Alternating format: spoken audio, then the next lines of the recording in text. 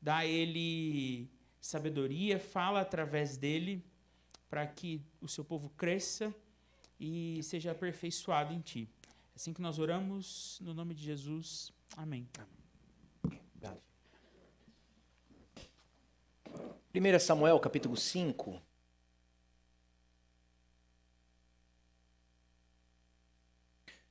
Hoje nós vamos falar da arca, Dagon e a batalha espiritual. 1 Samuel, capítulo 5. Se você nos visita, nós temos pregado o livro de 1 Samuel, domingo após domingo. Acompanhe a leitura comigo, por gentileza. Os filisteus tomaram a arca de Deus e a levaram de Ebenezer a Asdod. Os filisteus tomaram a arca de Deus e a colocaram no templo de Dagon, ao lado da imagem de Dagon. Quando os moradores de Asdod se levantaram de madrugada, no dia seguinte, eis que Dagon estava caído com o rosto em terra, diante da arca do Senhor. Eles pegaram a imagem de Dagon e a puseram de volta no seu lugar. Levantando-se de madrugada, no dia seguinte pela manhã, eis que Dagon estava caído de bruços diante da arca do Senhor. A cabeça de Dagon estava e as duas mãos estavam cortadas e se encontravam na soleira da porta. Apenas o tronco dele estava inteiro. Por isso o sacerdote de Dagon e todos os que entram no templo em Asdod não pisam na soleira da porta até o dia de hoje. Porém a mão do Senhor castigou duramente os moradores de Asdod, e os assolou, e os feriu com tumores, tanto em Asdod como nos seus arredores. Quando os homens de Asdod viram o que estava acontecendo, disseram: a arca do Deus de Israel não deve ficar entre nós, pois a sua mão é dura sobre nós e sobre Dagon, nosso Deus.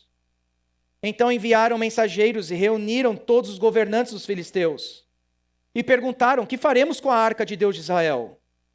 Eles responderam: que a arca do Deus de Israel seja levada até Gate, e depois de cidade em cidade. E a levaram até Gate. Depois que a levaram, a mão do Senhor foi contra aquela cidade, causando grande terror, pois feriu os homens daquela cidade, desde o pequeno até o grande, e lhes nasceram tumores. Então enviaram a arca de Deus a Ecrom.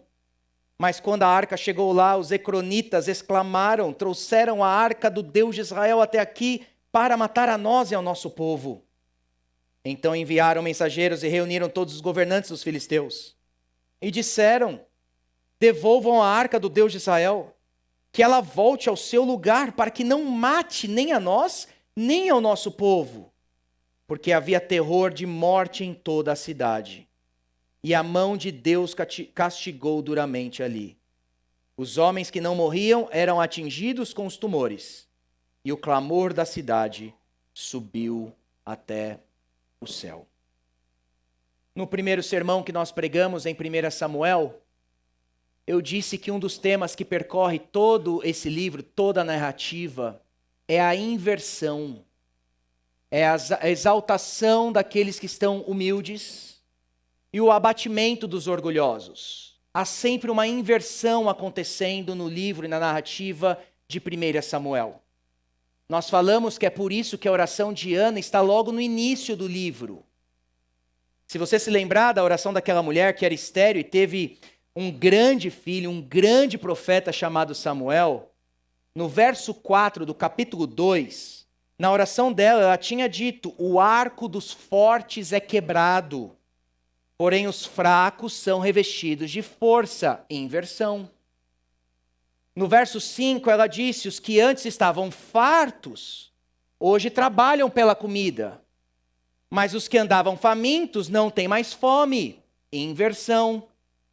No verso 7, ela disse: o Senhor empobrece e enriquece, humilha e também exalta.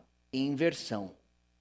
Nós vimos que o que torna a oração de Ana tão crucial é que nela nós temos o tema, o que nós chamamos de linha melódica, né? Que corta todo o livro de 1 Samuel. A exaltação dos humildes e a humilhação dos orgulhosos não é uma experiência pessoal somente de Ana.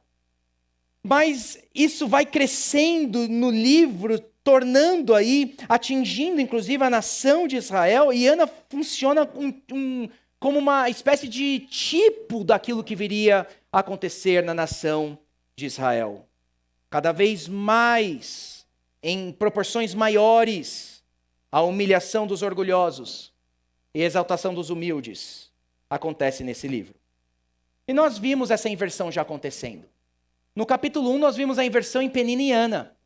Se você se lembrar, Penina é aquela que tinha filhos, era uma rival de Ana e a provocava, diz o texto, excessivamente, porque Ana não tinha filhos. Qual é a inversão que acontece?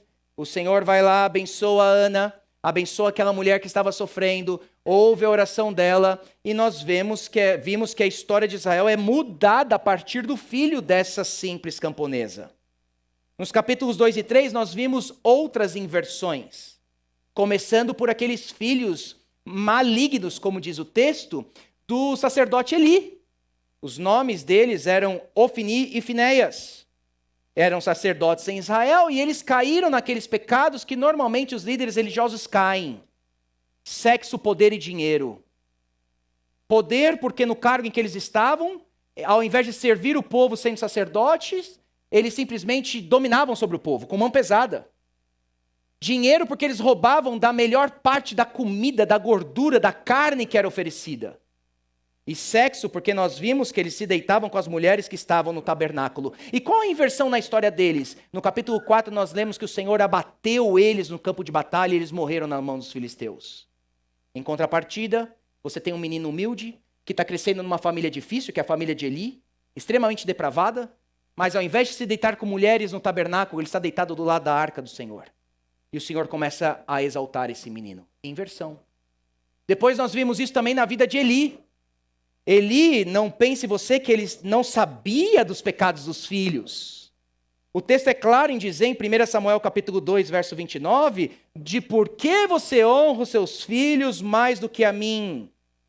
Para que você, Eli, e eles se engordem cada vez mais com a carne que é oferecida no santuário. Ele sabia do pecado dos seus filhos. Cometeu os mesmos pecados. E qual é o abatimento, então, de Eli? Nós vemos o final da vida dele em 1 Samuel capítulo 4, que ele estava velho, pesado, sentado numa cadeira, cego. E quando ele ouve que a arca foi tomada, ele cai da cadeira e ele quebra o pescoço. E quebrar o pescoço no livro de Samuel é um dado muito importante, como nós veremos. Então, nós vemos uma mulher que estava sendo traída, nora de Eli, sem nome na história, esposa de Finéias. Ela estava grávida, perdeu o marido, perdeu o sogro, e o texto vai dizer em 1 Samuel 4 que nesse momento em que essa mulher sabe então que a arca tinha sido tomada, ela dá ao nome desse menino, de seu filho, aquilo que o povo de Deus mais teme ouvir em sua história. Ela dá o nome de Icabô. E acabou, como nós vimos, significa que a glória se foi. Onde está a glória? A pior coisa que pode acontecer com o povo de Deus, em qualquer momento da sua história, é Deus escrever e acabou. É Deus retirar a sua glória. Um povo sem Deus na prosperidade é miserável. Um povo na miséria com Deus é próspero. E aqui nós vemos na história de Israel isso acontecendo. A glória de Deus estava deixando o seu povo. Que notícia terrível. 500 anos mais tarde, nós vemos isso acontecendo na vida do profeta Ezequiel. É a segunda vez que acontece agora na história de Israel. Lá em Ezequiel capítulo 10, versos 18 e 19, e Ezequiel tem essa visão. Ele vê a glória do Senhor saindo da entrada do templo, parando sobre os querubins, e os querubins levantando suas asas e deixando então o templo. E acabou. A glória se foi. E não pensamos nós que isso acontece só no tempo do Antigo Testamento. Lembra que quando o Senhor Jesus escreve suas cartas, aquelas 7 igrejas da Ásia, no livro de Apocalipse, Apocalipse capítulo 2 e 3, ele diz e ameaça essas igrejas de remover o candelabro delas. É dito à igreja de Éfeso: vocês perderam o primeiro amor. E se vocês não se arrependerem, eu vou retirar o candelabro de vocês. Isso pode acontecer também no âmbito pessoal do crente. A glória pode deixar um pouquinho o crente. A Confissão de Westminster já ia dizer isso. Em Efésios capítulo 4, Paulo vai dizer que é possível o cristão entristecer o espírito. Fazendo o quê? Tendo entre vós amargura, indignação, ira, gritaria, blasfêmia ou qualquer outro tipo de maldade. A pior coisa que o povo de Deus pode ouvir na sua história é: e acabou. O povo pode perder a terra. O povo pode perder o templo, pode perder a casa, pode perder a liberdade, mas nunca pode perder o próprio Deus. O povo de Deus, perdendo o seu próprio Deus, perdeu tudo. Se eu posso dar um exemplo na história de como a glória deixa o povo ou abandona uma comunidade local, pense na comunidade de Westminster, a capela de Westminster, pastoreada por muito tempo pelo pastor Martin Lloyd-Jones. Ele pastoreou aquela capela por 30 anos. Desde 1939 a 1968. Pastoreou em Londres, num período de Segunda Guerra Mundial, frieza espiritual, liberalismo teológico. Pior época para você ser pastor de uma igreja. Vocês sabem, Lloyd-Jones pregava, ele foi para o século XX, o que o Spurgeon tinha sido para o século XIX em termos de pregação. Ele pregava de 4 a 5 vezes por semana. Pregava sexta-feira à noite, exposições em Romanos, domingo de manhã, exposições em Efésios ou o livro de João, e à noite um sermão evangelístico. Sermões que duravam de 50 minutos a 1 hora. Milhares de pessoas frequentavam a capela de Westminster durante a pregação de Lloyd-Jones. A maioria eram jovens universitários. O que acontece? Quando ele passa o ministério para um homem chamado Robert Kendall. Robert Kendall agora introduz um novo ministério na capela. É a nova era do Espírito, segundo ele. Começa a abrir a capela para profetas, para evangelistas, para que viessem novas profecias. Era o avivamento, segundo ele, dos tempos de Edwards que eles estavam vivenciando. Eles abrem a capela para o movimento carismático. Dons de línguas, curas, milagres, libertações. Homens começavam a cair no chão enquanto Robert Kendall pregava. A unção do riso, a unção de Toronto chegou na capela de Westminster. Resultado, o prédio foi reduzido pela metade. Se antes milhares de pessoas atendiam aquela igreja, até hoje, os dias de hoje, você tem poucas centenas de pessoas ali. Hoje se tornou uma igreja apostólica com pais e mães espirituais assumindo o púlpito. E acabou. A glória se foi. Você deve ter experiências de ouvir disso na história, em várias histórias ou em várias denominações, inclusive em igrejas locais. O que nós temos no capítulo 5, portanto, ainda é uma grande inversão. Esse tema também está presente aqui. O capítulo 5 quer mostrar para nós, mais uma vez, que há mais um poderoso caindo, mais um orgulhoso sendo humilhado. Não é Golias ainda, não é Saul, mas é o próprio Deus dos filisteus, chamado Dagon. O poderoso, muito em aspas, será derrotado. E o humilhado, o capturado, aqueles que está num exílio, sendo representada por uma arca pequena de madeira, será extremamente vitorioso. Inversão. Então vamos aí acompanhar a leitura do texto e ver o que a gente pode aprender com essa batalha espiritual acontecendo em 1 Samuel capítulo 5. Nos versos 1 e 2, nós temos a arca no templo de Dagon. No verso 1 é dito que os filisteus tomaram a arca de Ebenezer a Asdod. E o verso 2 vai dizer que nessa região de Asdod, eles colocaram a arca num templo específico. No templo de Dagon, ao lado da imagem desse Deus. Como é que os filisteus roubaram a arca? Se você não esteve aqui domingo passado, lembre de 1 Samuel, capítulo 4. Basta ler ali que você entende o contexto. É dito ali duas coisas que chamam a atenção para nós. A primeira é que os israelitas decidiram ir à guerra sem consultar a Deus. Eles não consultaram no capítulo 4 o profeta Samuel, por exemplo, se deveriam ir à batalha ou não. Eles simplesmente foram. Era um ato de independência, era um ato de emancipação, por assim dizer, do próprio Deus. E deu o que deu. 4.000 mortos na primeira batalha e 30.000 na segunda. A segunda coisa que chamou a atenção no capítulo 4 é que os israelitas trataram a arca como se fosse um talismã gospel, como se fosse uma mandinga gospel. É aquilo que a gente chama de teologia de pé de coelho. É isso que eles fizeram. Bom, se eu remover, ou se eu trouxer aqui um objeto sagrado, ungido, eu consigo manipular Deus. E é por isso que você leu lá no capítulo 4, que vamos trazer de Siló a arca do Senhor, porque trazendo a arca, sim, nós teremos vitória. Exemplos atuais de mandinga gospel não nos falta, não é?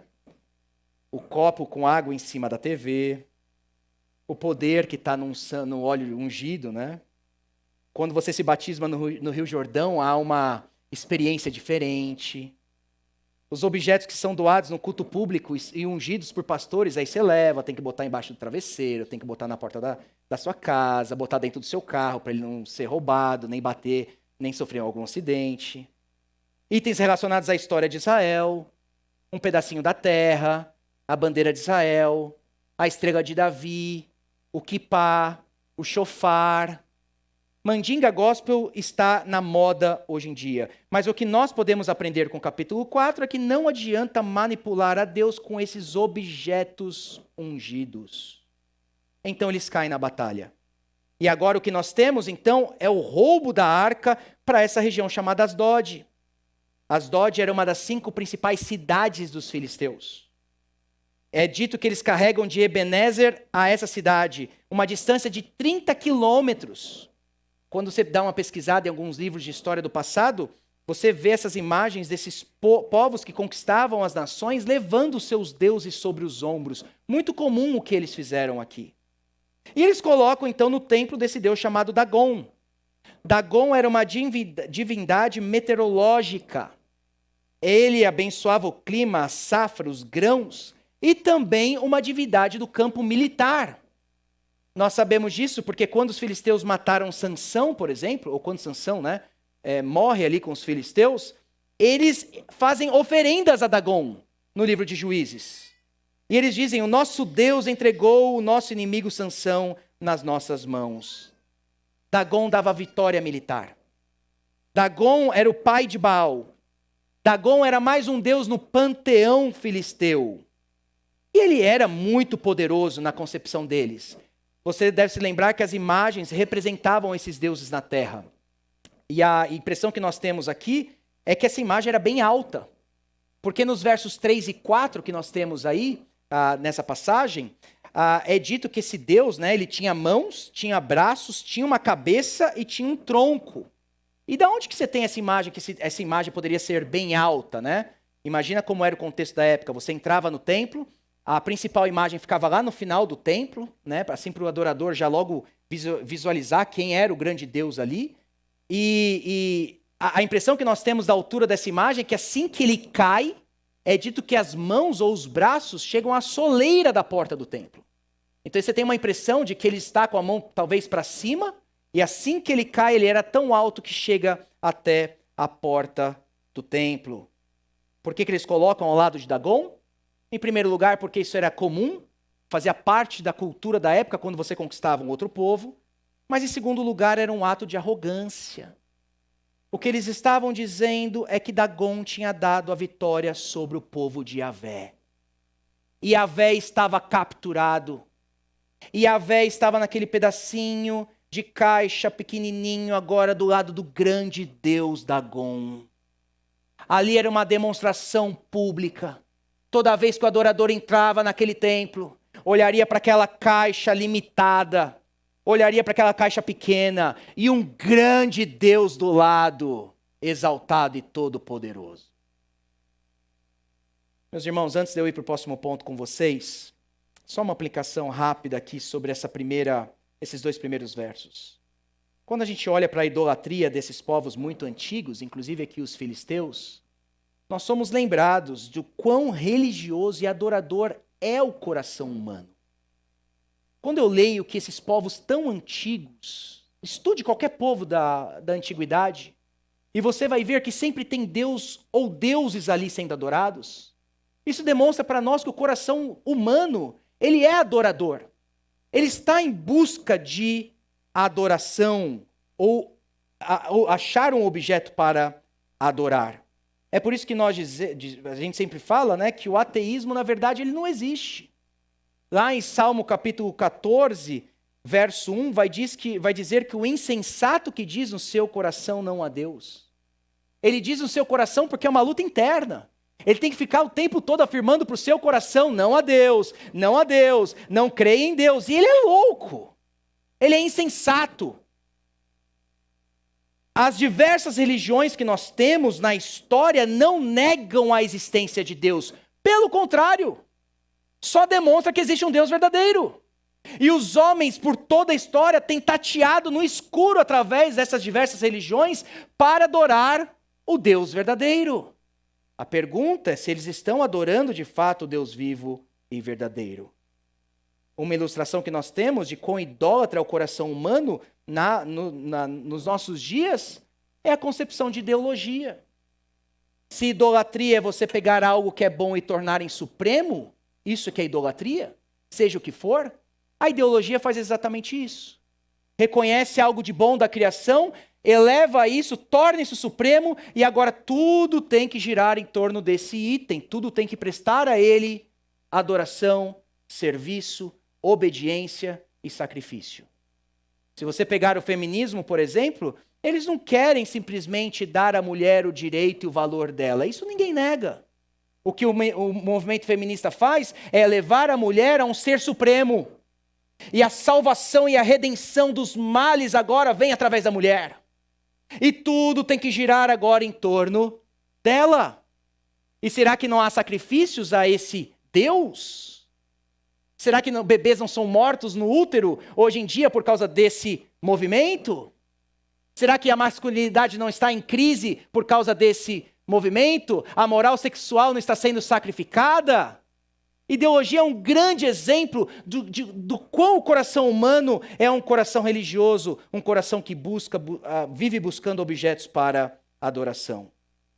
Nós sempre adoramos algo ou alguém em busca de redenção pessoal, satisfação ou completude. O que a Bíblia vai dizer é que Jesus é o nosso grande Deus e Salvador. Todos os ídolos vão devorar você vivo. Todos os ídolos vão exigir de você obediência. Todos os ídolos vão exigir de você adoração, mas vão acabar com você. É somente adoração a Jesus, em que você vai adorá-lo e será livre ao mesmo tempo. Os demais vão acabar com você. O segundo item que nós temos, segundo ponto que nós temos aí, dos versos 3 a 5, é a derrota de Dagon. Se você olhar o bloco aí, vai narrar nesses 3 versos, 3, 4 e 5, o que aconteceu com esse grande Deus poderoso. E aqui, meus irmãos, nós não estamos simplesmente diante de uma derrota, nós estamos diante de uma completa humilhação. Primeiro ponto aqui da humilhação. Há uma queda dupla de Dagon, não é uma queda única. Olha o verso 3 aí no meio do verso 3. Vai dizer que Dagon estava caído com o rosto em terra. No verso 4, você lê: eis que Dagon estava caído de bruços diante da arca do Senhor. Por 2 vezes Dagon cai perante a arca do Senhor. Por quê? Em primeiro lugar, para dizer que não foi um acidente. Não foi que entrou um ventinho no templo, né, chacoalhou a estrutura, e aí acabou ali com aquela sustentação e derrubou a imagem de Dagon. Foi algo intencional, planejado, orquestrado por Yahvé. A queda é dupla, a humilhação é dupla. Aqui nós nos lembramos de Ana orando, dizendo que o Senhor destrói os seus inimigos e do céu troveja contra eles. A queda é dupla. A segunda observação que eu faria desse bloco é que Dagon não só cai, mas ele se prostra em honra diante da arca. É dito no verso 3, na metade aí do verso, que ele estava caído com o rosto em terra, e veja a observação, diante da arca do Senhor. No verso 4 é dito que eles se levantaram, esses sacerdotes se levantaram de madrugada, no dia seguinte, pela manhã, e eis que Dagom estava caído de bruços diante da arca do Senhor. Dagom não só cai, mas estava agora oferecendo ou prestando um culto a Yahvé. E essa menção de madrugada pela manhã do dia seguinte é porque na Torá, na lei de Deus, o primeiro sacrifício que tinha que ser feito a Yahvé era no período da madrugada, de manhã. E Dagom agora está prostrado, como exigido na lei divina, dando adoração a Yahvé. Terceira observação é que Dagom foi duramente castigado aqui por Yahvé. E aí nós temos a imagem dos membros sendo mutilados. Isso implica numa execução militar terrível. Lembra que Davi não se contentou em simplesmente cravar uma pedrinha na cabeça de Golias. Ele pegou a espada e cortou a cabeça fora. Isso é humilhação. Isso é derrota. Quando Saul se mata perante os filisteus não estão contentes simplesmente com a morte dele. Pega a espada dele e corta a cabeça dele fora. Que nós temos aqui a cabeça de Dagom sendo cortada. E os braços dele sendo arrancados. Dagom teve que ser erguido pelos seus fiéis. E aqui é um sinal de completa impotência. Parece que o narrador quer dizer para nós o quão fútil é essa idolatria dos filisteus. Meus irmãos, nós estamos perante um texto que demonstra a completa derrota dos inimigos de Yahvé. Completa humilhação. Não há ninguém que se compare com ele. Nós não podemos brincar com ele. Não há nenhuma criatura que chegue aos seus pés. O maior Deus desse povo, dessa nação dos filisteus, estava totalmente rendido, totalmente caído. A grande estátua de Dagom foi reduzida a um pedaço de tronco pelo poder do verdadeiro Deus chamado Yahvé. E aqui então eu preciso abrir um parêntese, uma aplicação sobre batalha espiritual com vocês. E a razão que eu preciso entrar no tema de batalha espiritual com vocês é porque mesmo eu enfatizando do poder de Yahvé, você ainda tem medo de macumba. Você ainda cruza a rua quando você vê uma macumba na esquina. Você tem medo de entrar num templo religioso que não é cristão. Você tem medo, às vezes, de ir na casa daquele parente que está envolvido numa religião, às vezes, estranha de mistério. Você tem medo de receber presente. E se receber presente, você vai lá ungir aquele presente. Com medo da maldade ou do azar que ele está te trazendo. Nós estamos perante um texto que demonstra como funciona verdadeiramente a batalha espiritual. A batalha espiritual que nós conhecemos hoje em dia, nós sabemos que grande influência dela veio da década de 60, pelo movimento carismático, mas por um homem chamado Peter Wagner. É dele que nós temos essas ideias, sem base bíblica, mas pela sua própria experiência em seus livros. E nós herdamos isso, principalmente na igreja brasileira. Quais são os erros desse movimento? O primeiro erro do movimento, eu diria, que é a falta de base bíblica como fundamento para a prática. Vai ler um livro de Peter Wagner, vai ler um livro de Neuza Itioca, muito conhecida aqui no Brasil, e você vai ler que, inclusive, vai ver que, inclusive, na nota de rodapé, isso foi comprovado por experiência. Nós estávamos lá, nós vimos, mas falta a base bíblica. Não tem exegese. Não tem fundamento bíblico o que eles propõem para nós. Um outro erro é que eles acreditam naqueles espíritos territoriais. De que os espíritos dominam cidades, os espíritos dominam países, dominam continentes. A pergunta que você tem que fazer é qual a base bíblica disso? Onde isso está na Bíblia? Mas lá em Apocalipse capítulo 2, verso 13, é dito que o trono de Satanás está em Pérgamo. Ora, mas o trono de Satanás, em Apocalipse 2,13, em Pérgamo, era o culto que era dado ao imperador romano. era a principal cidade da Ásia daquela época, onde a maior idolatria ao imperador romano acontecia ali. Esse era o trono de Satanás que está sendo referido pelo apóstolo João. E basta você ler o livro mais missionário que nós temos na Bíblia, que é o livro de Atos, e você não vai ver a preocupação de Pedro, do apóstolo Paulo, ou de qualquer outro, visitando as piores cidades, cheio de divindades com os espíritos territoriais. O que ele se preocupava é como melhor adaptar a mensagem ao povo que eu estou indo. Pregação do evangelho, não repreensão do espírito territorial. Um outro erro que há nesse movimento são os espíritos estruturais, não só territorial. Os espíritos estão nas camadas sociais, nos sistemas políticos, no funcionalismo público. Às vezes a gente acha mesmo que está ali, né? Escravagismo, o espírito da bebedeira, o espírito da droga, o espírito da homossexualidade. O espírito estão nessas camadas, eles vão ensinar para nós. Aí você tem Paulo chegando em Corinto, a cidade mais pagã e idólatra da Ásia. Deuses como Apolo, Atenas, Afrodite, Dionísio, Zeus. Essa deusa chamada Afrodite, a deusa do amor, tinha ali seu grande templo. Sacerdotes, prostitutos cultuais.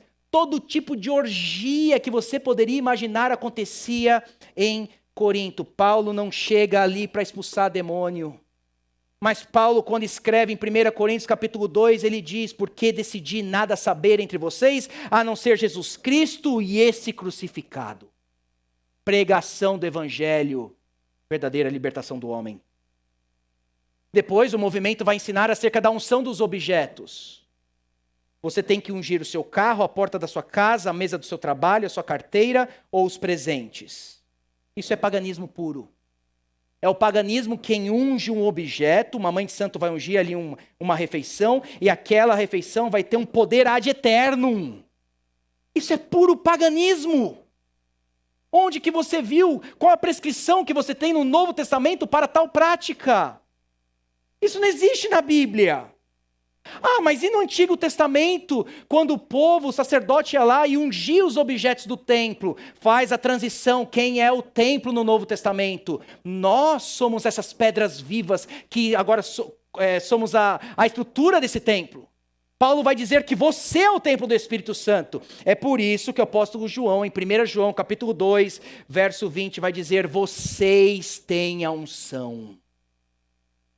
Não é o objeto que é ungido no Novo Testamento, é o ser humano que é ungido no Novo Testamento.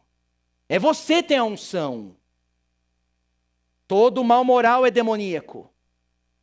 E aqui talvez é onde eles mais se perdem, Porque todo pecado, a culpa é de Satanás ou dos demônios. Meus irmãos, sejamos sinceros, nós precisamos amarrar nossa língua muitas vezes e não Satanás. Ela causa um estrago tremendo. Ela derruba igreja. Ela incendeia um bosque. Nós culpamos e transferimos nossas culpas, nossas responsabilidades. Quando o Tiago vai dizer resistam ao diabo, ele explica como.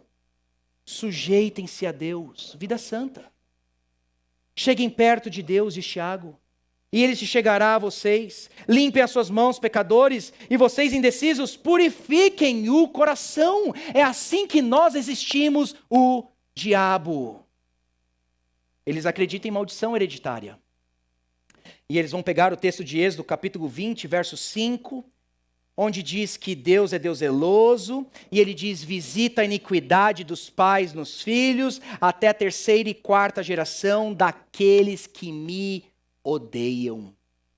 Quem visita a geração 3ª e 4ª dos pais nos filhos não é o diabo, é o próprio Deus que está falando que visita. Esse é o primeiro ponto importante. E a segunda coisa importante é daqueles que me odeiam. O Senhor pesa a mão na 2ª e 3ª geração, naqueles que ainda são ímpios, daqueles que não se arrependeram, daqueles que não creram no Senhor Jesus Cristo. É por isso que o Senhor vai mantendo a sua mão sobre esses.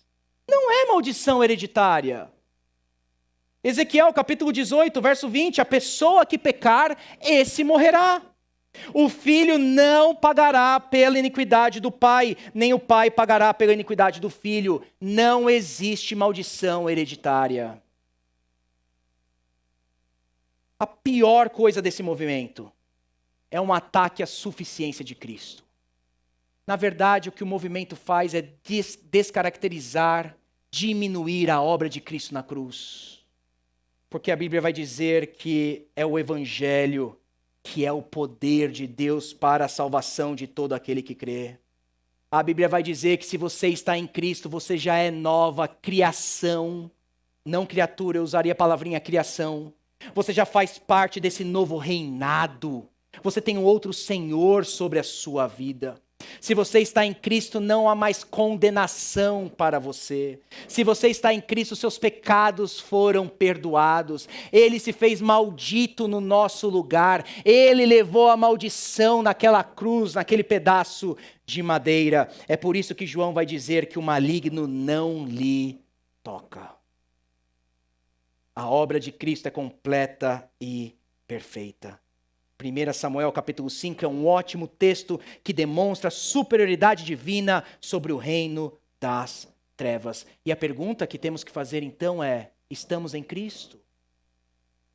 Porque fora de Cristo você é uma presa fácil, sim, a esse leão que está ao nosso redor querendo nos devorar. Mas em Cristo você está totalmente seguro. Terceiro e último ponto, caminhando para o final com vocês. Dos versos 6 a 12, aqui só vou pincelar. Nós temos o castigo de Deus sobre os seus inimigos. Não só sobre Dagom, mas inclusive sobre os habitantes das cidades. Nos versos 6 a 8, você tem aí o castigo de Deus sobre os moradores de Asdod. E é dito no verso 6 que o Senhor deu a eles tumores. Nós não sabemos se esses tumores eram inchaços. Algumas traduções colocam hemorroidas, infecção genital dos homens. Nós não sabemos que tipo de doença, mas era uma doença terrível que assolou, dizimou essa população. No verso 7 é dito que a mão do Senhor era dura sobre Dagom e sobre esse povo. No verso 9, agora a arca vai para outra cidade, para a cidade de Gate. E também é dito ali que houve na cidade um grande terror. O terror só aumentou. A mão do Senhor ficou cada vez mais forte. E o que é mais chocante no verso 9 é que é dito: desde o pequeno até o grande lhe nasceram tumores. Desde os bebezinhos de colo até os idosos daquela população estavam agora com tumores por causa da arca. E nos versos 10 a 12, a arca finalmente chega a Ecrom. E no verso 10 é dito, então, que eles enviaram a arca de Deus a Ecrom. Eles expulsaram a arca de Deus do meio deles para essa cidade chamada Ecrom. E o que acontece naquela cidade? No verso 11, no finalzinho do verso 11, é dito que havia terror de morte em toda a cidade. E a mão de Deus castigou duramente ali. E termina o verso 12 dizendo: os homens que não morriam eram atingidos com tumores, e o clamor da cidade subiu até o céu. Nós não sabemos que tipo de clamor é esse, não sabemos se eles clamaram a Yahvé ou qualquer outro Deus, o texto não diz. Mas eles estavam totalmente desesperados. Nessa sessão final, nós temos uma lembrança, meus irmãos, que Deus não odeia somente o pecado, Deus também odeia o pecador. Deus pune o pecador. Aqui nós temos uma lembrança de Provérbios 3, verso 32. Porque o Senhor detesta o perverso. Nós temos uma lembrança de Provérbios 11, 20. O Senhor detesta os perversos de coração. Nós temos uma lembrança de Romanos capítulo 1, verso 18. De que a ira de Deus se revela do céu contra toda impiedade e injustiça de todos os seres humanos. Nós temos uma lembrança de Hebreus capítulo 10, verso 31. Horrível coisa é cair nas mãos do Deus vivo. Efésios 5, verso 6. Não se deixe enganar com palavras vazias, porque a ira de Deus vem sobre os filhos da desobediência. Apocalipse capítulo 6, verso 17. Porque chegou o grande dia da ira deles, e quem poderá subsistir? Deus jamais deixará impunes os pecados e pecadores obstinados e impenitentes. Eles foram julgados no passado, estão sendo julgados no dia de hoje, e se não se arrependerem, serão julgados eternamente. Então a pergunta que fica para nós essa manhã é: qual nossa única esperança? Aqui nós temos uma outra lembrança nessa sessão, de que Deus ao mesmo tempo é misericordioso, de que Ele envia a sua arca para estar no meio dos piores pecadores. Dentro daquela arca você tinha ali os 10 mandamentos representando aquela vida moral, a lei moral de como é esperado que homens e mulheres vivem ou vivam.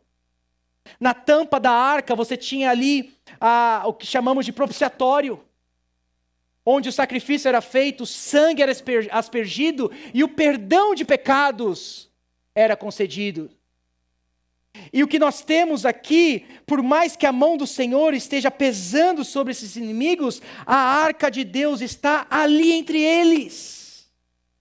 Era um lembrete de que existe um meio de salvação, de que existe esperança, de que Deus proveu um caminho para que o castigo não viesse. Portanto, essa história nos lembra de nós mesmos, os piores pecadores, os verdadeiros filisteus, e de como Deus foi extremamente misericordioso, enviando a nós não uma arca, mas aquele que é o cumprimento dessa tipologia da arca, Jesus Cristo, seu único Filho. O que o Novo Testamento vai dizer é de que Ele não é só justo, não só cumpriu com aqueles 10 mandamentos que estavam dentro da arca, mas Ele é o sacrifício de propiciação.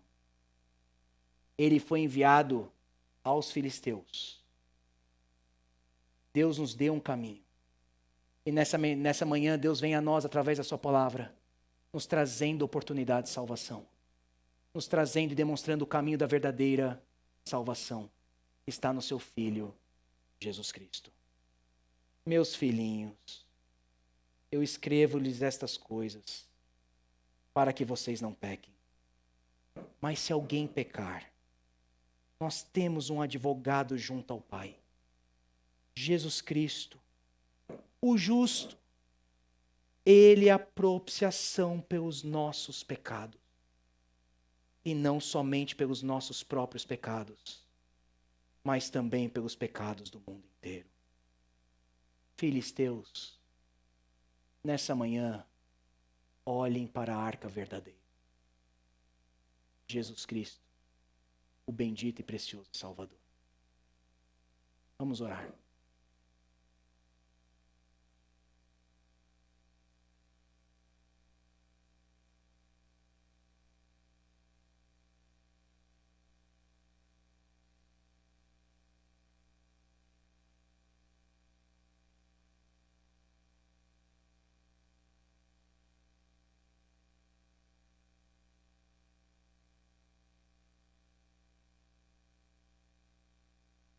Ó grande Deus, temível, santo, incomparável.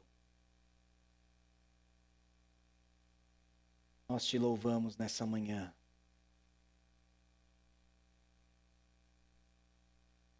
Que o Senhor é todo poderoso, Criador e sustentador de tudo. O Senhor governa e reina sobre tudo e todos. O Senhor é incomparável em poder, em glória, em majestade. Nós te louvamos porque toda a glória deve ser entregue somente a Ti. Nós te adoramos, o único Deus vivo e verdadeiro. Os deuses são como pó perto do Senhor. Todo o império das trevas nada é perto do Senhor. Nós te louvamos por isso, porque reconhecemos que o Senhor é o único Deus vivo e verdadeiro. Nós te louvamos porque o Senhor nos deu uma grande salvação. Porque o Senhor nos enviou o seu Filho, o justo, que cumpriu fielmente aqueles 10 mandamentos, que é o cumprimento daquele tipo, dessa arca do Antigo Testamento. O Senhor deu ele a nós, o nosso grande sacrifício. Muito obrigado por tamanha salvação. Nós te louvamos porque em Cristo somos totalmente seguros. Porque ninguém pode nos arrancar das mãos desse bendito Salvador. Porque a obra dele é completa. E nós não precisamos temer o império das trevas. Nós estamos em Cristo Jesus. Louvado seja o teu nome. Então receba toda a glória, toda a honra, todo o poder que é devido somente a ti. Que a graça do Senhor Jesus, que o amor de Deus Pai e a consolação do Espírito Santo seja com todo o povo de Deus, hoje e sempre. Amém e amém. Bom domingo e que Deus os abençoe.